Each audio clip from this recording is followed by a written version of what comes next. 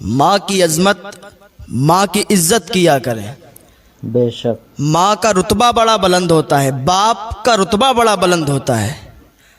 ماں باپ اگر راضی ہیں تو اللہ بھی راضی ہے۔ ماں باپ کی رضا میں ہی اللہ کی رضا ہے۔ بے شک اگر آپ نفل نماز پڑھتے ہو اور ماں باپ میں سے کوئی بھی آپ کو بلائے تو آپ اس کی بات کا جواب دیں، لبیک کہتے ہوئے ان کے سامنے حاضر ہوں۔ ایک عابد شخص تھا، عبادت گزار تھا، رات و دن اللہ تعالیٰ کی عبادت کرتا رہتا تھا۔ ایک دن ان کی ماں ان سے ملنے کے لیے آئی۔ یہ شخص نفل نماز پڑھ رہا تھا۔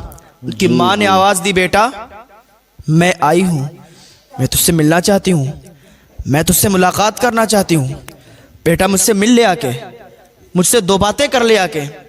لیکن یہ نفل نماز پڑھ رہا تھا۔ اس نے سوچا یا اللہ میں نماز پڑھ رہا ہوں، نماز توڑوں یا ماں سے ملاقات کے لیے جاؤں؟ یا اللہ ادھر ماں بیٹھی ہوئی ہے، ماں مجھ سے ملاقات کرنے کے لیے آئی ہے اور میں تیری عبادت کر رہا ہوں، نفل نماز پڑھ رہا ہوں، یا اللہ میں کیا کروں؟ تو اس نے نماز کو ترجیح دی اور ماں سے بات نہیں کی، ماں کے پاس نہیں گیا۔ ماں واپس لوٹ گئی۔ دوسرے دن پھر ماں آئی۔ ماں نے پھر اپنے بیٹے کو آواز دی، بیٹا میں تجھ سے ملنے کے لیے آئی ہوں، میں تجھ سے ملاقات کرنے کے لیے آئی ہوں، بیٹا دو تین باتیں مجھ سے کر لے، بیٹا میرے پاس بیٹھ جا، مجھے سکون حاصل ہو جائے گا۔ یہ پھر نفل نماز پڑھ رہا تھا۔ فوراً اس نے اللہ کی بارگاہ میں عریضہ پیش کیا، یا اللہ میں نماز توڑوں تو ماں کے پاس جاؤں؟ اس نے نماز نہیں توڑی، پھر اس نے نماز کو ترجیح دی، نفل نماز کو ترجیح دی اور ماں سے ملاقات نہیں کی۔ ماں کا دل ٹوٹ گیا۔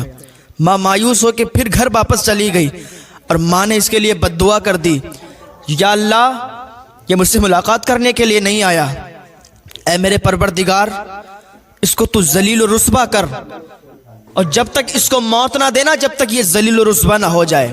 وہ عابد شخص، وہ عبادت گزار شخص، ہر وقت اللہ کی عبادت کرنے والا، ماں سے صرف ملاقات نہیں کی، اس وجہ سے ماں نے بد دعا دی تو دیکھو کیا ہوتا ہے۔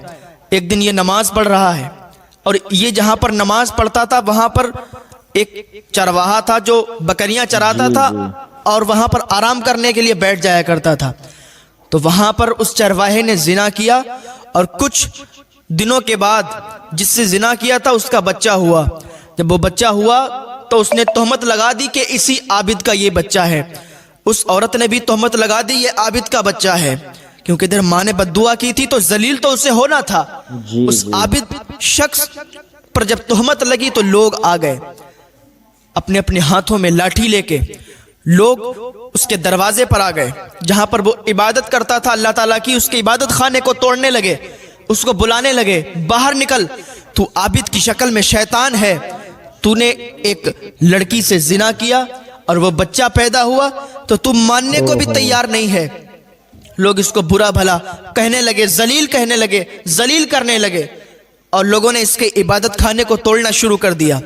یہ باہر نکلا، لوگوں سے لاکھ گناہ کہتا رہا کہ میں نے یہ نہیں کیا ہے، میں گناہگار نہیں ہوں، میں نے زنا نہیں کیا، اللہ کے واسطے میری بات مان لو۔ لیکن کون مانتا؟ اس عابد انسان نے سوچا اب کیا کریں؟ اللہ کی بارگاہ میں فریاد کی، اللہ اب میں کیا کروں کہ لوگ ان کو معلوم چلے کہ میں گناہگار نہیں ہوں۔ اس عابد انسان نے کیا کیا؟ وہ اسی بچے کے پاس، ابھی چھوٹا سا بچہ ہے، وہ اس بچے کے پاس گیا اور کہا، اے بچے تجھے حضرت موسیٰ علیہ السلام کا واسطہ ہے، تو بول اور بتا کہ تو کس کا بچہ ہے، تو کس کا بیٹا ہے۔ وہ چھوٹا سا بچہ بولتا کہ میں فلاں شخص کا بیٹا ہوں، میرا فلاں باپ ہے۔ جب اتنا اس نے کہا نا تو مجمع سے نعروں کی صدائیں بلند ہو گئیں اور لوگوں نے اس سے معافی طلب کی اور کہا، میں نے جو تمہارا گھر، تمہارا عبادت خانہ توڑا ہے میں اس کو صحیح کر دوں گا، سونے چاندی کا بنوا دوں گا۔ اس عابد نے کہا، تم سونے چاندی کا مت بنواؤ، جیسا میرا عبادت خانہ بنا تھا تم ویسا ہی بنا دو، کیونکہ اسے معلوم تھا کہ ماں نے بد دعا دی ہے، ماں کی بد دعا کی وجہ سے میں یہاں ذلیل ہوا ہوں۔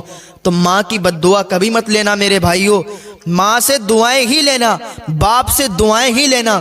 ماں باپ کے قدموں کے نیچے جنت ہے، ماں کے قدموں کے نیچے جنت ہے، تو باپ جنت کا دروازہ ہے۔ اپنے ماں باپ کو سمجھو، جب یہ دنیا سے چلے جاتے ہیں تو ریشم کے تکیے پر بھی نیند نہیں آتی ہے۔ ماں باپ کی عزت کرو، ان کی سیوا کرو۔ انسان کیا سوچتا ہے جب وہ بوڑھا ہو جاتا ہے؟ ماں باپ جب بوڑھے ہو جاتے ہیں ان کی تمنا ہوتی ہے کہ میرا بچہ ہمارا سہارا بنے گا، ہمارے بچے ہماری اولاد ہمارا سہارا بنیں گے۔ وہ بچپن میں اپنے دانتوں سے چبا چبا کر روٹیاں کھلاتا ہے، بچپن میں انگلی پکڑ کے اپنے بچے کو چلنا سکھاتا ہے۔